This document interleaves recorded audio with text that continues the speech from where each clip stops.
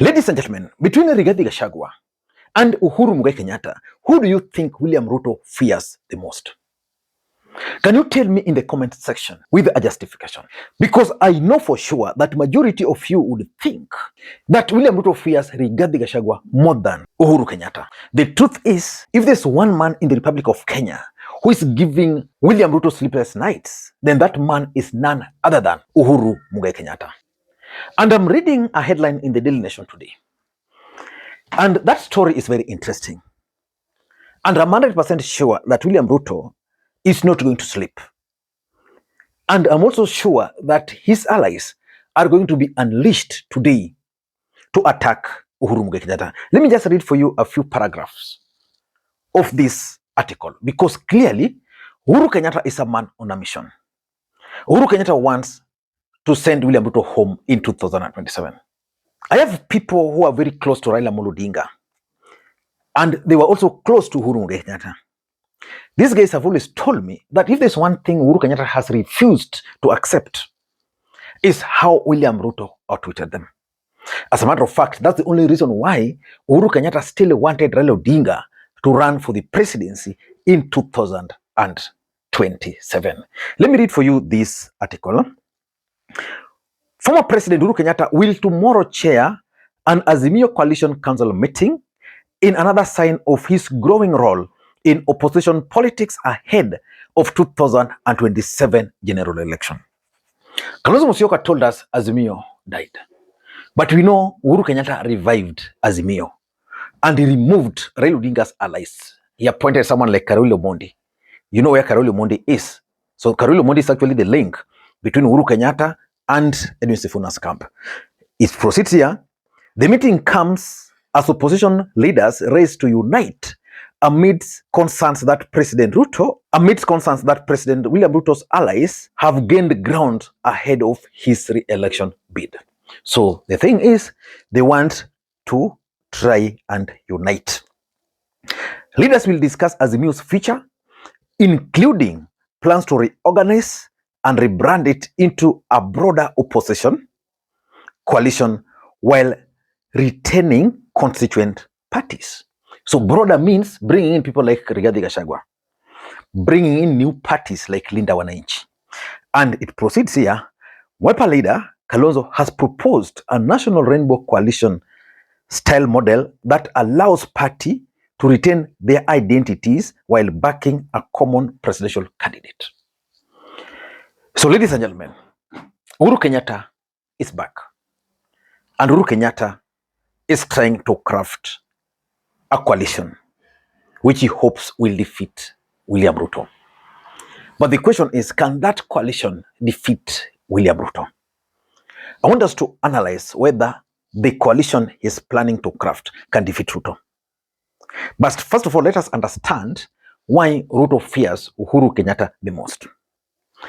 Number one, Uhuru Kenyatta is one of the individuals in the Republic of Kenya with deep pockets.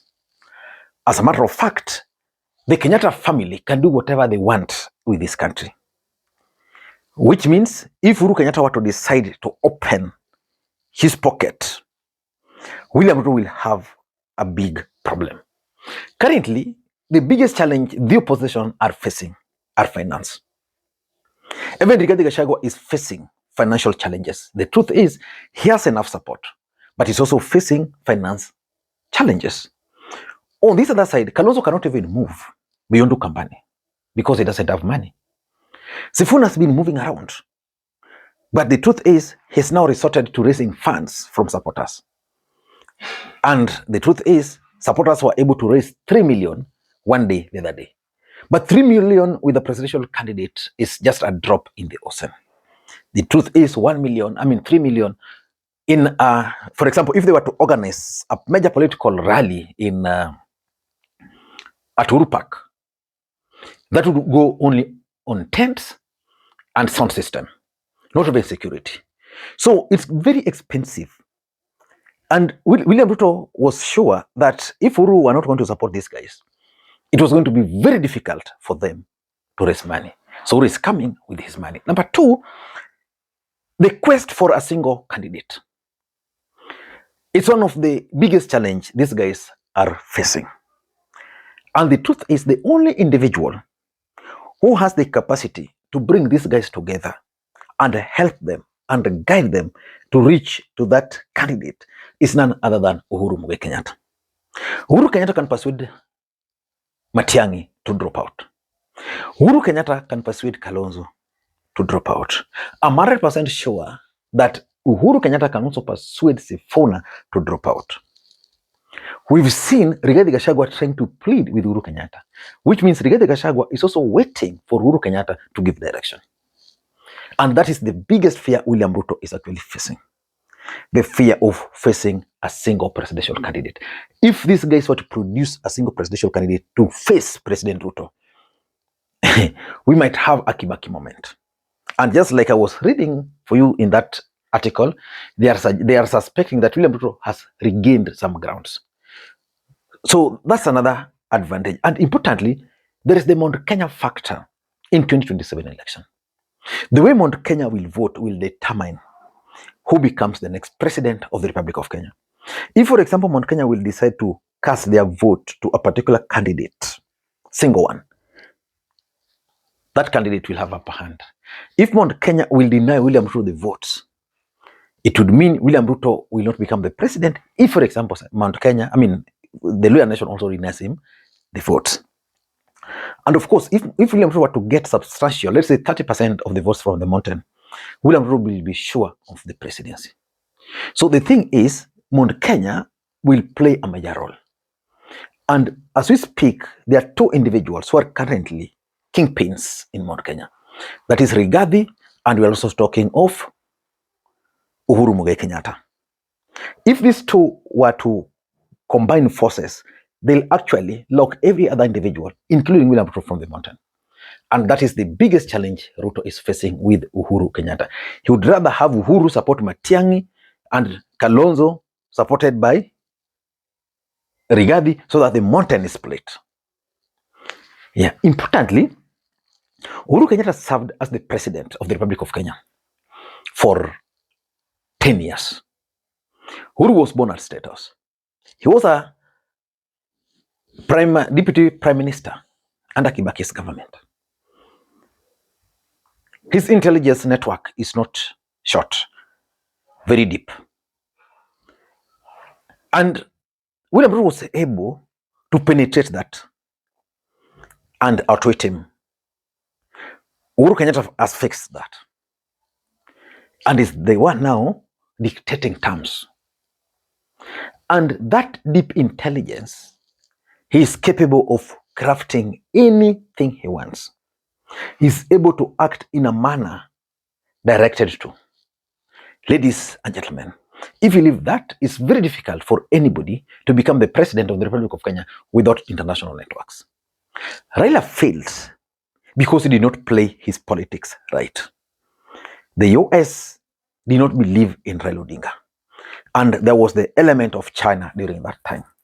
So because of the China, US and Russian wars, Raila could not be allowed to become the president.